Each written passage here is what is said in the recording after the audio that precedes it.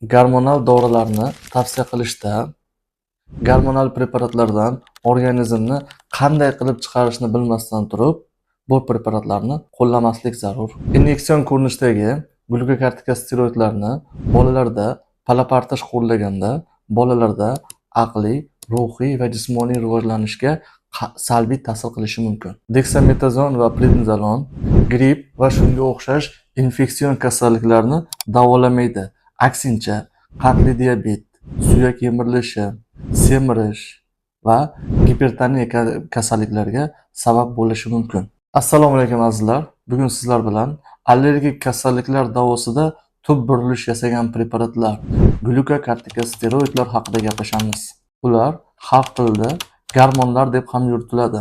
Ularga deksametazon, prednizolon, gidrokortizon, beklametazon, mametazon, flutikazon kabilar kiradi. Bu preparatlar immun tizimini chuqur bosadi, mediatorlar ishlab chiqarilishini pasaytiradi. Shu jihatdan allergiyani hamma bo'g'inida keng qamrovli ta'sir ko'rsatadi. Anafilaktik reaksiyalar, o'tkir to'rvoq, Layella, Steven Johnson kabi sindromlarda glukokortikosteroidlar inyektsion ko'rinishda qisqa muddatga ishlatiladi. Shu maqsadda deksametazon, prednizolon, gidrokortizon kabi preparatlar ishlatiladi. Bunday preparatlarni qo'llaganda imkon qadar 7-14 kundan uzoqqa qo'llamaslik zarur. Allergik rinit, bronxial astma kabi kasalliklar davosida ingalyatsion glukokortikosteroidlar qo'llaniladi. Ularga beklametazon, budisanid, flutikazon, mametazon, siklisanid kabi preparatlar kiradi. Bu preparatlar kuchli mahalliy yallig'lanishga qarshi ta'sir ko'rsatadi va oz miqdorda sistem ta'sir qilishi mumkin. Bu preparatlar asosan allergik rinit va bronxial astma kasalliklarida qo'llaniladi. Ayniqsa bu preparatlarni paydo bo'lishi bronxial astma kasalligida tub burilish yasadi. Bular ichida siklisanid va mametazonlar nisbatan samaraliroq hisoblanadi. Bronxial astma kasalligida ingalyatsion glukokortikosteroidlarni qancha tez boshlansa, kasallikni nazoratga olish osonlashadi. Asoratlar kam kuzatiladi. O'pkani funksiyasi yaxshilanadi va nafas yo'llarida qaytmas o'zgarishlar kelib chiqishi kamayadi. Ingalyatsion glukokortikosteroidlarni qo'llaganda klinik effekti 5-7 kunda paydo bo'la boshlaydi. Dastlab katta dozada qo'llash boshlanadi. Klinik effektga erishgach, doza asta-sekin kamaytirib boriladi. Nojo'ya ta'sirlari: og'iz bo'shlig'ida kandidozlar, ya'ni zamburug'li kasalliklarga sabab bo'ladi. 5-25% bemorlarda. Zamburug'lar profilaktikasi uchun ingalyatsion glukokortikosteroidlarni qo'llagandan so'ng og'izni chayish zarur.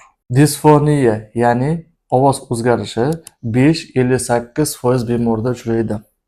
Faringit ham shular jumlasidandir. Paradoksal bronxospazm ham uchraydi, kam holatda kuzatiladi. Bu asosan yo'tal bilan bog'liq bo'ladi. Ingalyatsion glukokortikosteroidlarni sistem nojo'ya ta'sirlari kam kuzatiladi. Asosan katta dozalarda uzoq yillar qo'llanilganda kuzatiladi. Atopik dermatit, allergik ekzema, allergik kontaktli dermatit kabi kasalliklarda mahalliy glukokortikosteroidlar qo'llaniladi. Ularga beklametazon, klobetazol, flutikazon, mametazon, gidrokortizon, prednizolon kabi glukokortikosteroidlarni mazlari va kremlari misol bo'ladi. Sirtqa qo'llanilganda ular ham kuchli yallig'lanishga qarshi ta'sir ko'rsatadi. Mahalliy qo'llaniluvchi glukokortikosteroidlar ta'sir kuchiga qarab 4 ta guruhga bo'linadi. Birinchi guruh kuchsiz ta'sir etuvchi glukokortikosteroidlar. Bularga gidrokortizon va prednizolon mazlari misol bo'ladi. Ikkinchi guruhga o'rtacha ta'sir qiluvchi alklometazon va klobetazon butiratlar misol bo'ladi. Uchinchi guruhga kuchli ta'sir etuvchilar betametazon dipropionat, mametazon, flutikazon propionatlar kiradi. To'rtinchi guruh esa o'ta kuchli ta'sir qiluvchi preparatlar bo'lib, klopetazol propionat shular jumlasidandir. Mahalliy glukokortikosteroidlar odatda 14 kungacha bo'lgan muddatda ishlatiladi. Toshmalar bakterial yoki zamburug'li kasalliklar bilan infeksiyalanganda qo'shimcha kombinatsiyalar qo'llaniladi. Nojo'ya ta'sirlari: pigmentatsiyani o'zgarishi, atrofiya, soch to'kilishi, gipertrixoz, pushti ugri, steroid ugri va piodermiyalar kuzatilishi mumkin. Ma'lum bir allergik kasalliklarda yoki allergik holatlarda triamcinolon va betametazoin kabi uzoq muddat ta'sir etuvchi